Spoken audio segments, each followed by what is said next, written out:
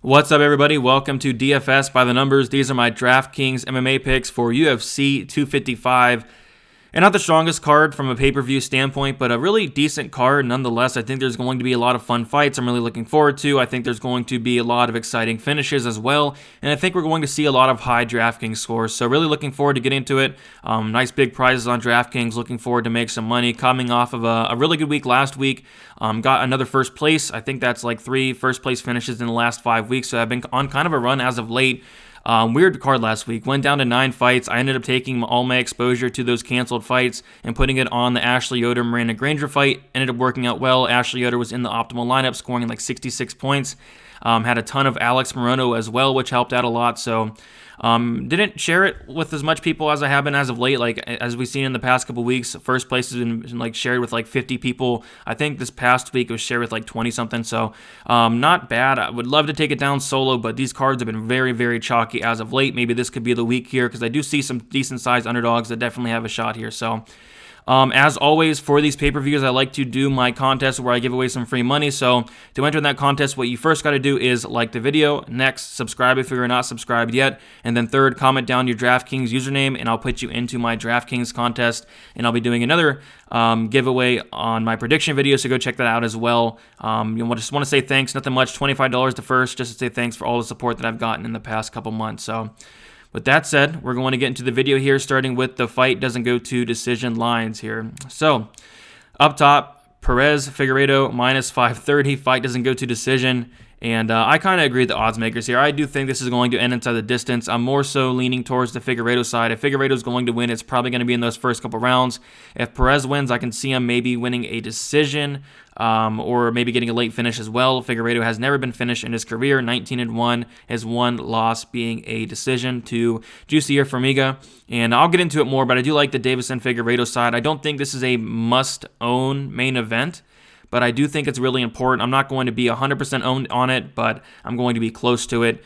Just being that there's so many great plays around this 9K range, around Davison Figueiredo, that I could see a point where some of these fights outscore the main event here. So not a must-have for me. Obviously, if Perez wins, it's going to be a must-have, but I do like the Figueiredo side, going to be close to 100%, but not completely. I'll definitely have some lineups without the main event here. Next fight we have, and I'm more so wanting to go 100% owned on this fight than the main event, and that is Joaquin Buckley versus Jordan Wright. And just due to the fact that this fight is most definitely probably 99% sure this fight's going to end inside the first round here. Jordan Wright, all of his fights have ended before that 1.5 round mark. So that means none of his fights have made it past the 2-minute and 30-second mark of the second round. A lot of his fights are really, finished either really early, or he's getting finished really early, when he did get finished by Alexander Hernandez, which then turned into a known contest. So you could see it that his record is 11-0, but that's a little bit not correct, I guess, but Alexander Hernandez did knock him out in a couple minutes, but that was overturned to because of marijuana on the Alexander Hernandez side. So with that said, Buckley is a really big favorite here. There could be some recency bias due to his insane knockout on Impa Kasanganay, but even then, he was looking really, really good in that fight. And as expected, he came into the Kevin Holland fight. He was a really big underdog, came in there short notice. He did not look so good, but getting more time to prepare for the Impa fight, he looked a lot better. And this is someone that has a ton of experience. More experience than Jordan Wright. I think he has 14 fights on his record, but against legit competition. Jordan Wright in his first 7 wins, none of those guys had a win on their record. So very, very fluky wins in my opinion there. And Jordan Wright's somebody that won me a lot of money his last fight as well. But all I know is this fight's going to end very early. I do want the winner of this fight. I'm going to be close to 100% on this fight because I do see it probably being a first round stoppage, whether it's Buckley getting the first round knockout or whether it's Wright getting the first round knockout there. So we'll get into it a little bit more, but that's a fight I definitely want to target there. Next, we have Luis Koski versus Sasha Palatnikov. Very hard last name pronounced there, but yeah, Koski is 9,300 here. And I do like him a lot just based off the fact that all of his wins have came very early. All of his wins have came, I believe, in the first round. So wasn't able to watch much fight tape on him, but I do remember him from the Contender Series. The dude goes after it, and Palatnikov has been knocked out, I believe, twice in 2 of his losses. Yeah, he's been knocked out twice in 2 of his losses. I mean, bad combination going against Louis Koski that has really good takedown defense. I don't know if Palatnikov is going to be implement his takedown game, which that's something I've seen on tape that he does. He does go for a lot of takedowns, so could he get down Koski? Maybe, but I do think Koski does have the takedown defense to stop those, and when it's on the feet, it's going to be Koski all day. The dude's a killer, and I'm probably guessing he's going to get another first-round knockout here, so I do like the Louis Koski side at 9,300. As for the Palatnikov fight, Palatnikov's side at 6,000, was he 6,900? Not overly interested in it, but maybe you can have some just because Koski, making his UFC debut. But I do think Koski should get it done here. And finally, Rodriguez here versus Nicholas Dalby. And Dalby came in there and against Jesse Ronson. And Jesse Ronson was able to drop him and ended up submitting him. And you could just tell, I think in like 4 of 6 of Dalby's UFC fights, he's been dropped in those fights. So this dude's chin is very questionable, very suspect. And I think that's a bad combination going against Daniel Rodriguez. And I'm, very, very high on Daniel Rodriguez, especially after the Tim Means fight is whenever I started to really look at this guy. And this guy is a beast. I believe he's a black belt in BJJ. And his striking is very good. The dude's very, very tough. He's never been knocked out. He was able to recover from a hard shot from Dwight Grant and come back and getting the finish himself. And I just really like the dude. He throws a ton of output, averaging 8.5 significant strikes per minute compared to Dalby's 3.17 significant strikes per minute. And I don't know, is Dalby going to come out here and take him down? I don't think Dalby has the cardio to do that. And even then, I think Rodriguez's takedown defense is pretty solid. So I really like D-Rod here, 9,100. As for the Dalby side, you could argue the line's off, but I think Dalby's towards the end of his career, 35, 36 years old. I do like Rodriguez here at 9,100. Getting to the core plays, touched on it a little bit. Davison Figueiredo at 9,000. I like it a lot. I like the price. I think if he wins, it's going to be early. The dude is an absolute killer. We saw it in his last 2 fights. Joseph Benavidez knocked him out both times. Well, knocked him out the 2 fights ago with the headbutt, all that, and then controversial a little bit, so they had to run it back. He ended up knocking him down 3 times. Ended up submitting Joseph Benavidez, which was very, very impressive there because I don't think Benavidez has ever been submitted. So, man, the dude is a killer. The dude is getting better and better each time we see him. In the past, there's been concerns with maybe his takedown defense. Jussier Formiga was able to take him down and control him a lot. But I guess there was rumors of him being injured in that fight. And ever since then, he's looked fantastic. 19-1, only 1 loss on his record there. And I guess there's weight cutting issues as well. But I read on Twitter that I think he's weighing at about 134 right now. And typically he's weighing about 143 at this point of the fight week, so he's definitely getting his weight better. He's definitely somebody who's really motivated, and I think he's the better fighter here. Alex Perez, I like the dude a lot. He's able to get that nice finish on Jussier Formiga last time with the leg kicks. I think he got a leg kick finish here.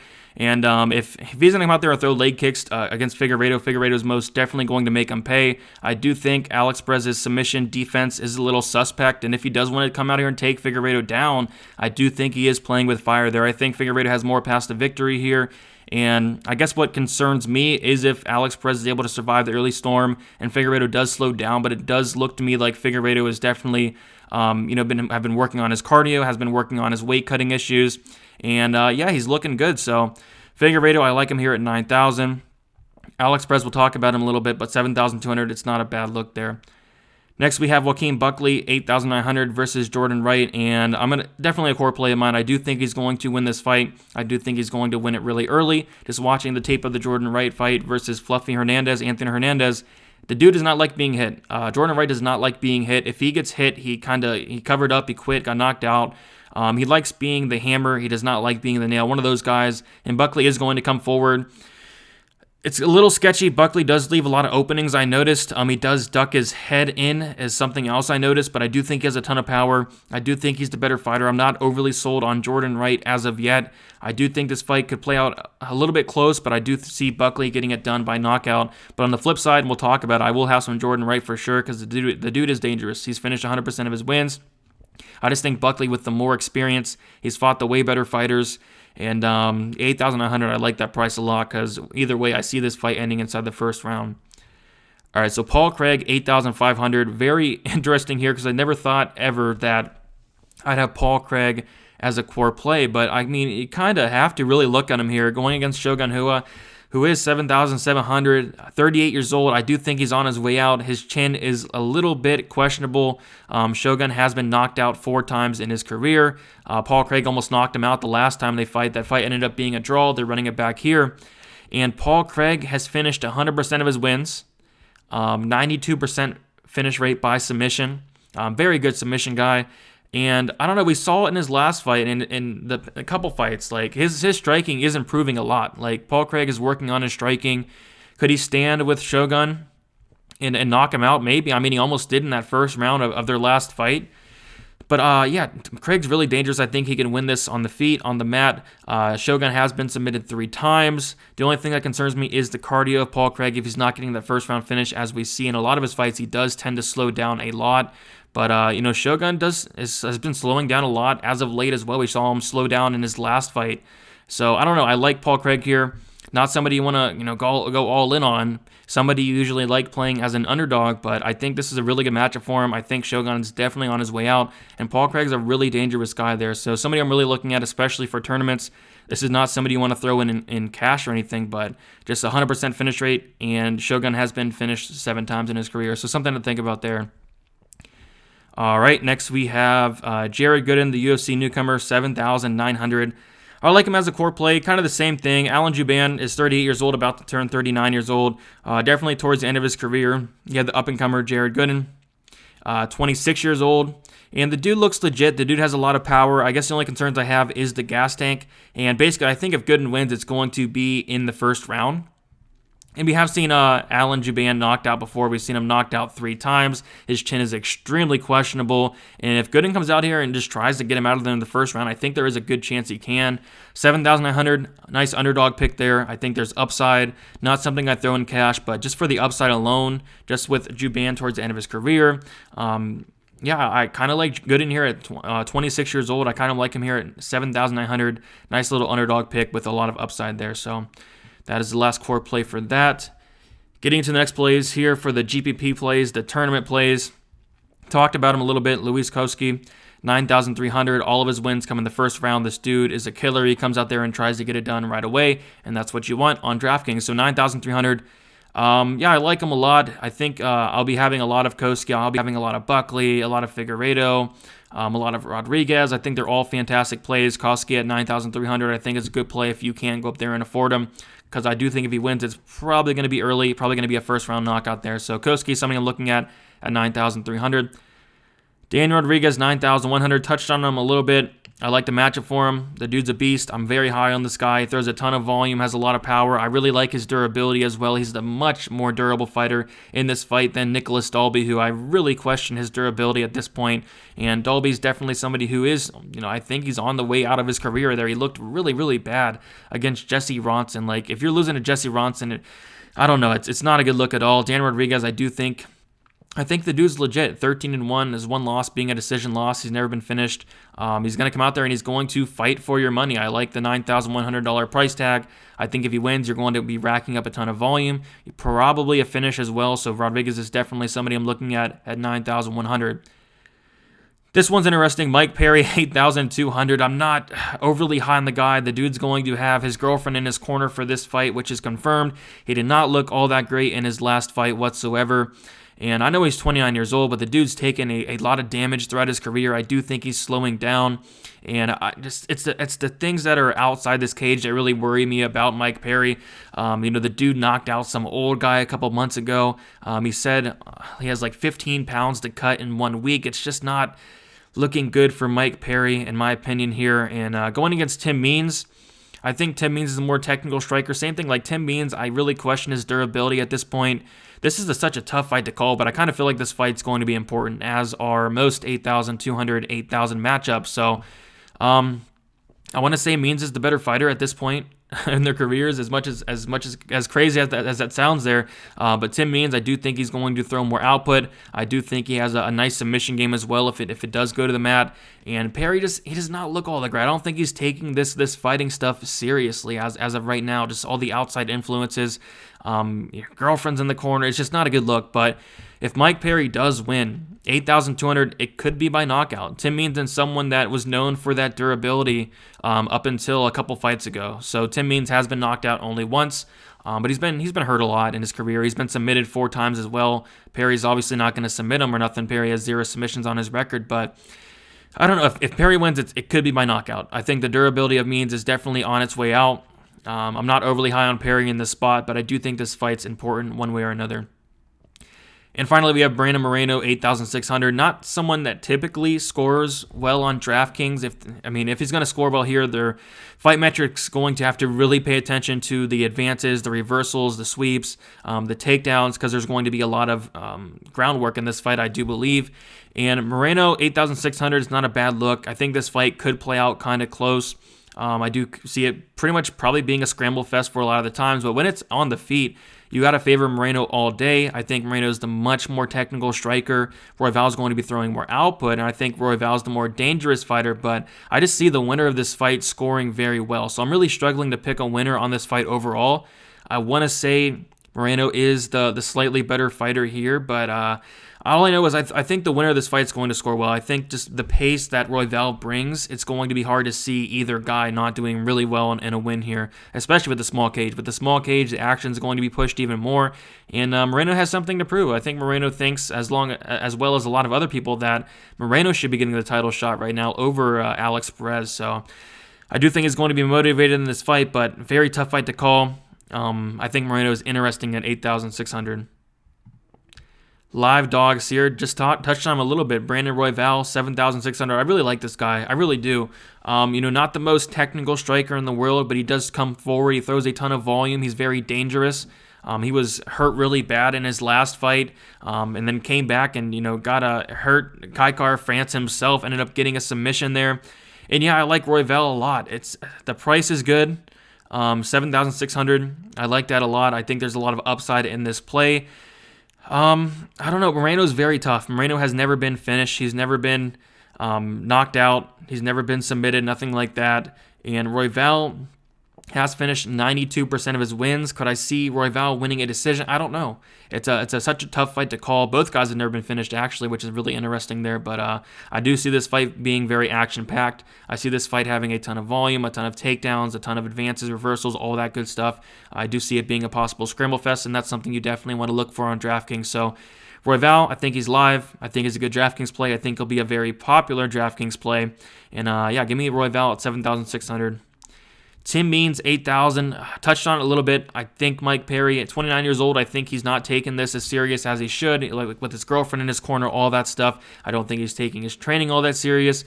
Going to have to cut a ton of weight by the time he weighs in there on Saturday morning. It's just such a sketchy fight, but I do think the winner is going to be important on DraftKings here. I do think Means does a lot of volume. I think he's the more technical striker. The one thing you got to be worried about for Means is the durability at this point. But he showed in his last fight he's still able to take some shots. And I think he's fine at 8,000. Not overly high on Mike Perry. I'm probably actually going to pick Tim Means to win here. But it is a really close fight to call, really tough fight to call. But Tim Means at 8,000 is not a bad look. Jordan Wright, 7,300. Touched on it a little bit.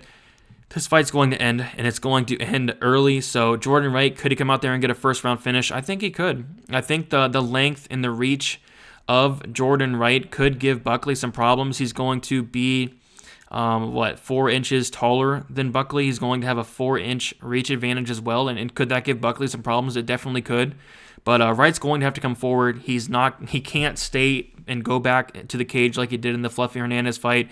He's got to come forward. He can't be moving backwards at any point in time where Buckley will probably knock him out there. But yeah, I think Wright's live here, the Beverly Hills Ninja. I like the guy, I really do. I am going the other way with Buckley, but I will have some Wright as well. And like I said, I'm probably leaning towards close to 100% owned on this fight because I really would be shocked if this fight does not end in the first round. 2 guys with a ton of power throwing down in a small cage. I'd be shocked if this fight did not end early there. So yeah, 7,300. I think it will be popular, but I do like it there. Next, we have 7,800 Ariana Lipski. And this is more so if you do want to fade the Antonina Shevchenko side. Shevchenko has shown really big holes in her takedown defense and in her ground game. So yeah, Lipski, if she does come out here and get takedowns, I do think she has a very good chance of winning this fight. It's just, will she do that? Maybe she only lands 0.32 takedowns per 50 minutes, but I mean, you got to know that you got to come in here with the game plan of taking down Shevchenko.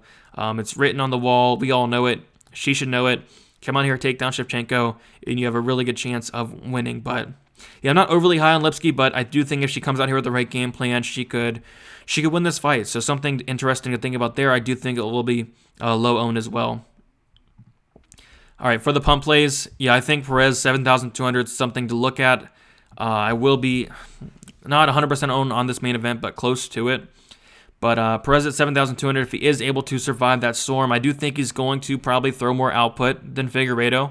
But when Figueiredo lands, he's going to be landing the more harder shots. He's going to be landing the more convincing shots there. Perez has a really good wrestling game as well, really good wrestler. I do think he can get takedowns on Figueiredo, but with that said, he's playing with fire. Figueiredo has a very, very good submission game, very good guillotine, and I don't know, Figueiredo could lock something up from his back for sure, so he's got to be careful with that. But if he is able to stay out of trouble, if he is able to stay on top, get some takedowns, yeah, I could see him maybe winning a decision or getting a late finish. But it's just going to be so hard to, stay out of trouble from Figueiredo, who is so dangerous. So the pick's definitely Figueiredo, but it will have some Alex Perez at 7,200.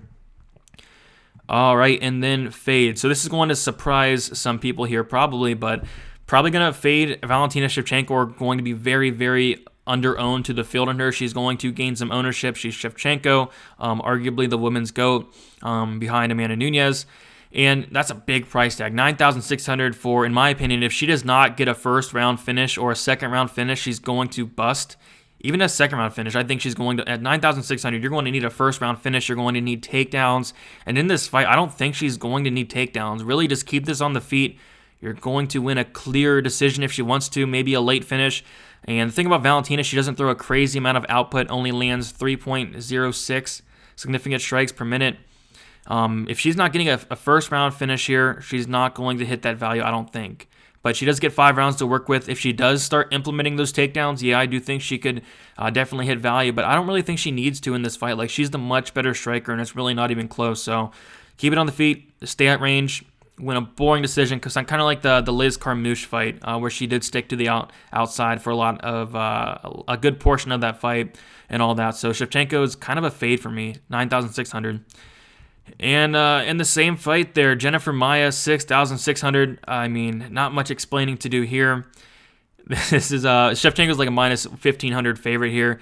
Jennifer Maia, I really struggle to find a path to victory. She's not going to outstrike Shevchenko. She's not going to take her down or nothing like that. Maybe she takes her down. If she does that, she'll probably get reversed and swept. Yeah, I don't see a path to victory for Maia here. And it's don't usually say a lock often, but Shevchenko is probably a lock here at 9,600 to get the win. I just don't think she's a lock to score very well or nothing like that. So I'm going to be very under-owned to the field on both these fighters. I don't think there's going to be much ownership on Maia regardless, but there will be some ownership on Shevchenko just for it being Shevchenko. So yeah, just to remind you guys, you can always sign up and become a member of my Patreon, receive full access to my model, my premium projections, my GPP lineup percentages, DraftKings article that drops on Friday night, early Saturday morning, and access to my Discord as well. Have over 200 members on Patreon, so thank you guys so much for that. With that said, I'm going to head out of here. Go tune into my prediction video when it's out on Wednesday morning. And don't forget to comment your DraftKings username below so I can get you into the contest. Should be a fun card here. I think there's going to be a lot of finishers. I think there's going to be a lot of exciting fights. And hopefully keep winning some money. Have been pretty on a decent roll here. So hopefully keep it going into this UFC 255. If you have any questions, reach me, Twitter, DFS_numbers, and Instagram, DFS by the numbers. And good luck on Saturday, guys.